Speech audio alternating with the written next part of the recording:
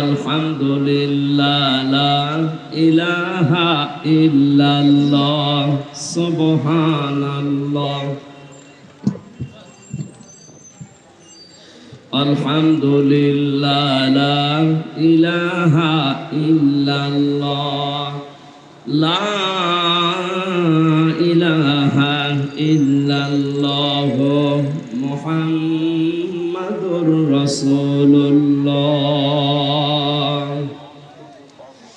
গ্রামবাসী, আমরা যে কথা তুলেছিলাম, এমন একজন মানুষের জীবনের একটা পাঠ নিয়ে আমরা আলোচনা করতে যাচ্ছি।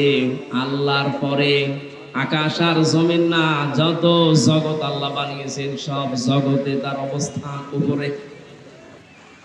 এই জন্য আল্লাহ ইয়াসিন বলে যখন ডাক দিয়েছেন, ইয়াসিন মানে হে নেতা। সিন শব্দের যে 5টা অর্থ তাফসিরে পেয়েছি, 1 নাম্বার অর্থ হচ্ছে সিন মানে সাইয়্যিদুল আলামিন, আলম না। এই কথা বলেন মানে এখানে কি দাঁড়িয়ে আছেন কোন কারণে? বসেন, সব বসেন। এই মোবাইল দাও, বসেন, দাঁড়িয়ে আছেন, বসেন, আবার দাঁড়িয়ে আছেন, বসেন। এখানে কেউ কথা বলবেন না।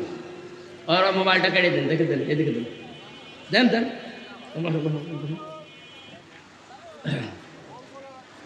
কেবল একটু বান্দাল দিচ্ছে আর ও একবারে সব বান্দাল ভেঙে দিচ্ছে।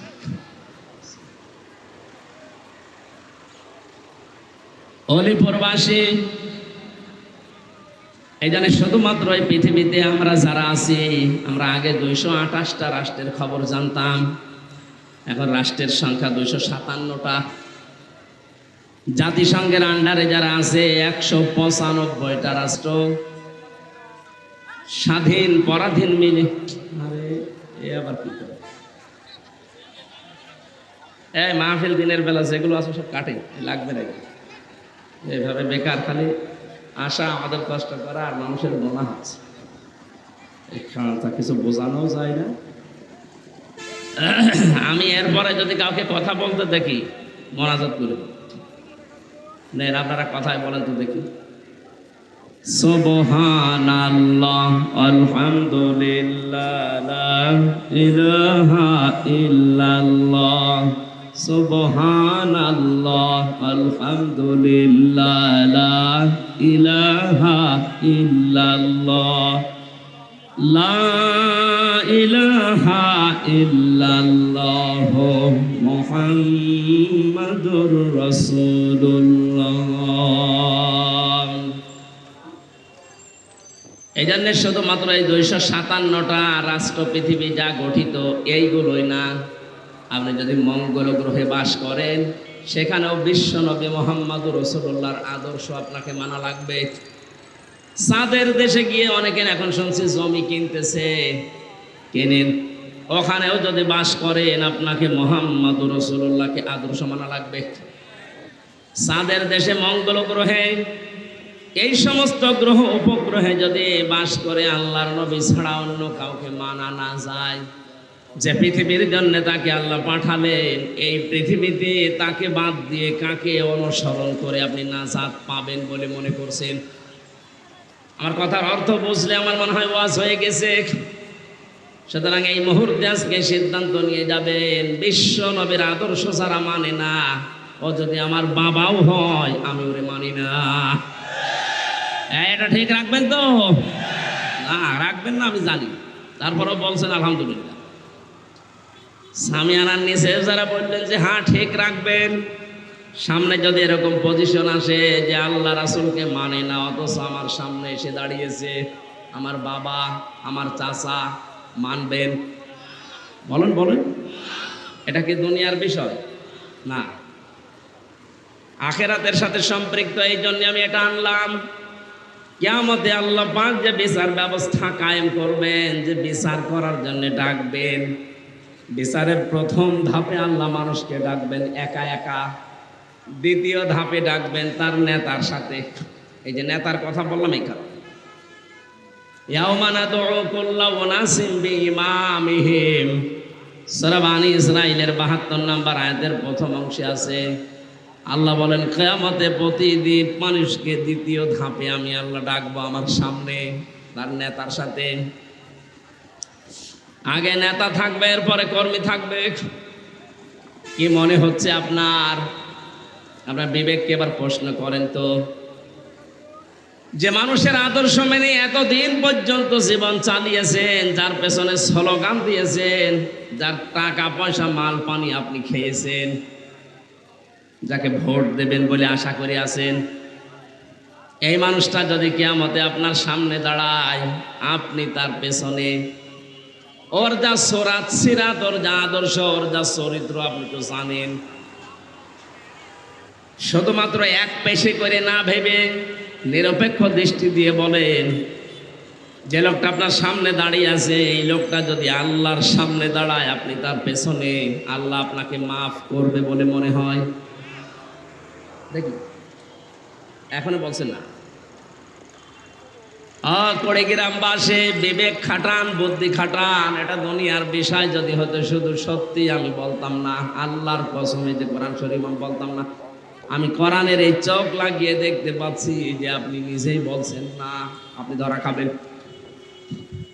আপনি যেন কিয়ামতের দিন ধরা না খান, জাহান্নামী হয়ে না যান। এই জন্যই তো আজকের আয়োজন। এত বড় বিশাল আয়োজনে আসার পরও যদি আপনাকে জাহান্নামে যাওয়া লাগে, ও ছাতা না আসায় ভালো ছিল। আজকে সিদ্ধান্ত নেওয়াই লাগবে। আল্লাহ রাসূলের আদর্শ যারা মানে না, তার সুরাত সিরাত যার ভেতরে নেই, ও যদি আকাশ থেকে এসেও বলে যে আমি আছি, আপনি তার পেছনে যাবেন না। হ্যাঁ, কথা বলে না কেন? যে নবীজিকে মানার জন্য বলছে, এমন একটা মানুষ আল্লাহ পাঠিয়েছিলেন এই রবিউল আউয়াল মাসে। 27 থেকে 31টা বিষয় আমি ভাগ ভাগ করেছি কোরআন আর হাদিস থেকে। একটা বলার পরে আমি তার এই যে ব্যবহারিক জীবনে যাব। রব্বুল আলামিন বলেন, দুনিয়ায় যত মানুষ পাঠিয়েছি, কিয়ামত পর্যন্ত যত মানুষ পাঠাবো, কোন মানুষকে অনুসরণ করলে, আনুগত্য করলে, তাকে দেখে চললে জীবনের গুনাহ মাফ হয়ে যাবে এমন কোনো গ্যারান্টি আমি দেইনি। কিন্তু একটা লোকের নাম আমি দিয়েছি, কুল ইন কুনতুম তুহিব্বুনাল্লাহা ফাত্তাবিউনি ইউহিব্বুকুমুল্লাহ। সূরা আলে ইমরানের 31 নম্বর আয়াতে আল্লাহ বলেন, নবী আপনি বলুন, যদি দুনিয়াতে কেউ এই কথার দাবি করো যে আল্লাহ তোমাকে ভালোবাসি, এ কথার দাবি করার দরকার নেই, প্রমাণ দিতে হবে। কি সেটা? ফাত্তাবিউনি, সে যেন আল্লাহর রাসূলের অনুসরণ করে। নবীজির এই অনুসরণ দুনিয়াতে ওই দিন থেকে আজকের এই দিন পর্যন্ত, এখান থেকে কিয়ামত পর্যন্ত যারা করবে, তাদের 3টা বাধা আসবে। কয়টা? আমরা যেহেতু রাসূলের অনুসরণ করি বলে আমরা ঘোষণা দেই, আমরা উম্মত বলে দাবি করি। সত্য সত্য যারা রাসূলকে অনুসরণ করার জন্য এগিয়ে আসবে, 3টা বাধা আসবে। সূরা কলমের তাফসিরে আছে, 1 নম্বরে এই মানুষগুলোকে গালিগালাজ করা হবে, পাগল বলা হবে। প্রশ্ন আসতে পারে, পাগল বলা হবে কেন? জবাব দিয়েছেন মুফাসসিরিন ইকরাম, 1 নম্বরে রাসূলকে ওই জামানায় কোরআনে কারীম প্রচার করার কারণে কাফেররা পাগল বলতো। 1 নম্বর কারণ কি? এমনি। কি কারণ বলেন? এমনি, কোনো কারণ নেই। আমি যদি এখন এই মুরব্বী মানুষটাকে বলি রাজাকার, উনি যদি বলে কেন বললেন? এমনি। কোনো কারণ আছে? আজ এই দেশটা স্বাধীন হওয়ার জন্য যে একটা কথা কাল হয়ে দাঁড়িয়েছিল, ওইটাও এমনি। মাইক হাতে ছিল, পাওয়ার ছিল, চেয়ার ছিল, আন্দাজে ফতোয়া দিয়েছে রাজাকার, আর ওইটাই কাল হয়ে দাঁড়িয়েছে। 1500 বছর আগে ওরা নবীকে পাগল বলেছিল, কেন জানো? কথা বলেন না কেন? এমনি।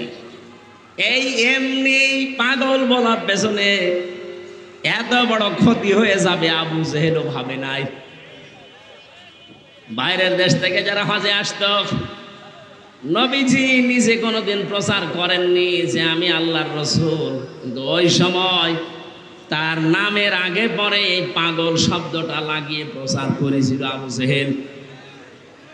লোকজন চিন্তা করছে কেমন পাগল দেখি, হজ করি না করি আগে পাগল দেখবো। নিষিদ্ধ জিনিসের প্রতি মানুষের মন সব সময় বেশি টানে। পাগল দেখতে গিয়ে দেখেছে না, যা যা বলেছে পাগলের সাথে কোনো মিল নেই।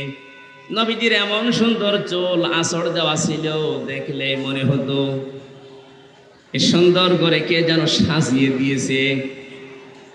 তার চেহারার ভেতরে যে নূর চমকাতো। পাগলের চেহারা, দাঁত, চুল আর আসল যতগুলো আছে সব উল্লুক ভল্লুক থাকে, উস্কো খুস্কো থাকে। কিন্তু নবীজি মুহাম্মদুর রাসূলুল্লাহকে মনে হয় কে যেন পরিপাটি করে সাজিয়ে রেখেছে। ওরা যেটা এমনি বলেছিল ওইটাকে আল্লাহ উল্টিয়ে কাজে লাগিয়ে দিয়েছেন নবীর পক্ষে। ১৫০০ বছর পর ২০২৪ সালের ৫ আগস্টের আগে আমরা দেখলাম ওরা যেটা এমনি বলেছিল ওটা উল্টিয়ে আল্লাহ এদেশের জন্য কাজে লাগিয়ে দিয়েছে। নবীকে ওরা পাগল বলতো, প্রথম কারণ কি? হ্যাঁ, এটা ক্লাস হচ্ছে, বলেন এমনি। আজ ওরা এমনি এমনি অনেকে চেষ্টা চালাচ্ছে। ১১৫ জন মানুষ এই দেশের নেতৃত্ব দেওয়ার জন্য এই ছাত্র আন্দোলনে ভূমিকা রেখেছে সমন্বয়কের নাম নিয়ে। তাদের ১০৮ জন হচ্ছে বাংলাদেশ ছাত্র শিবিরের সেনা। এতদিন পর্যন্ত প্রচার হয়নি, এই জন্য অনেকের মাথা খারাপ হয়নি। এখন যেহেতু প্রচার হয়ে যাচ্ছে ১১৫ জনের ১০৮ জনই শিবিরের, অনেক রাম বাম সহ অনেকের যারা থালা খাওয়ার অভ্যাস ওদেরও মাথা খারাপ হয়ে গেছে। আরে ভাই, এতদিন পর্যন্ত তো আপনি কিছু বলেননি। আপনি নিজেও এতদিন পর্যন্ত শহীদ আবু সাঈদের কবরে যেতেন, যেই শুনেছে যে শিবিরের সাথী ছিল, এখন অনেকে বলছে না এটা ঠিক হয়নি। আরে শয়তান! এদেশের ছাত্র দল যদি প্রতিষ্ঠিত হতে পারে, চরমনাই পীরের ছাত্র আন্দোলন যেটা আছে ওটা যদি প্রতিষ্ঠিত হতে পারে, ইসলামী ছাত্র শিবির ওরা কি ভেসে এসেছে? ওরা আপনার সন্তান না, ওরা প্রতিষ্ঠিত হবে। আপনার এত চুলকায় কোন কারণে? সুতরাং সমন্বয়কদের পরিচয় জানার পরে যাদের চুলকানি উঠেছে, আমি একবারে ফতোয়া দিলাম এই মানুষগুলো এই দেশ বিরোধী। বলেছিলাম না, এখনো ১০০ জনের ১৪ জন জালেমদের পক্ষে আছে, তার ভেতরে ওই লোকটা। নয়তো আপনার চুল কাটছে কোন কারণে? কারণ তো একটা আছে, প্রথম কারণ এমনি। কি কারণে বলেন বলেন? এমনি এমনি করে যাই, প্রতিদিন খালি দৌড়াবেন। আমার তো বিনা কারণে আপনি দিতে চেয়েছিলেন। কয়েকদিন আগে আমার মামলা সব খারিজ হয়ে গেছে, বেকসুর খালাস দিয়েছি আমারে। আদালত প্রমাণ করেছে যে আমার কোনো দোষ নেই, আমি নির্দোষ। আমি আদালতকে বলতে গেলাম যে মাননীয় আদালত, আজকে আপনি বলছেন যে মামলার ভেতরে কোনো মাল নেই, কি দেখে বিচার করব? এতদিন কোথায় ছিলেন? এ মামলা ৩ বছর তো আপনার কাছে ছিল, এতদিন বলতেন না বিশাল মামলা, কিছু করা যাবে না। হঠাৎ করে যে পাল্টিয়ে গেলেন, বলছেন কোনো মাল ম্যাটারেস নেই, যে কি দেখে বিচার করব, যা সব খালাস করে দিলাম। উনি এইটাই বলতো, হুজুর আমার হাত বাঁধা ছিল। কি ছিল? আজকে যেহেতু হাত খোলা পেয়েছি, এখন আমার আর কোনো চাপ নেই, উপরের চাপও নেই, নিচের চাপও নেই, এখন আমি মুক্ত। আর আমরা এইটাই চাই, বাংলাদেশের ১৬২৮টা চেয়ার এখন দায়িত্বে আছে, কারো চেয়ারে হাত যেন বাঁধা না থাকে, সব যেন খোলা থাকে। সবার হাত আমরা চাই শহীদ আবু সাঈদের মতো এভাবে খোলা থাকবে। তারপরও ন্যায় বিচার কায়েম হবে না। ন্যায় বিচার কায়েম করতে হলে এইটা লাগবে। এই কথা বলেন না কেন? এটা ছাড়া ১০০ ভাগ ন্যায় বিচার সম্ভব না। প্রশ্ন আসতে পারে তাহলে উন্নত দেশগুলোতে না, ন্যায় বিচার ১০০ ভাগ নেই। আমার বয়স ছোট, কিন্তু আপনার চাইতে আমার অভিজ্ঞতা অনেক বেশি। আমি বহু দেশে গিয়েছি। এই যে সিঙ্গাপুর এত উন্নত রাষ্ট্র, কিন্তু ন্যায় বিচার সেখানে নেই। কিছু কিছু জিনিস আন্দাজে বিচার করে মানুষকে বিপদে ফেলে দেয়, কিন্তু এইটা যদি থাকে কোনো আন্দাজে বিচার হবে না। এই কথা বলেন না কেন?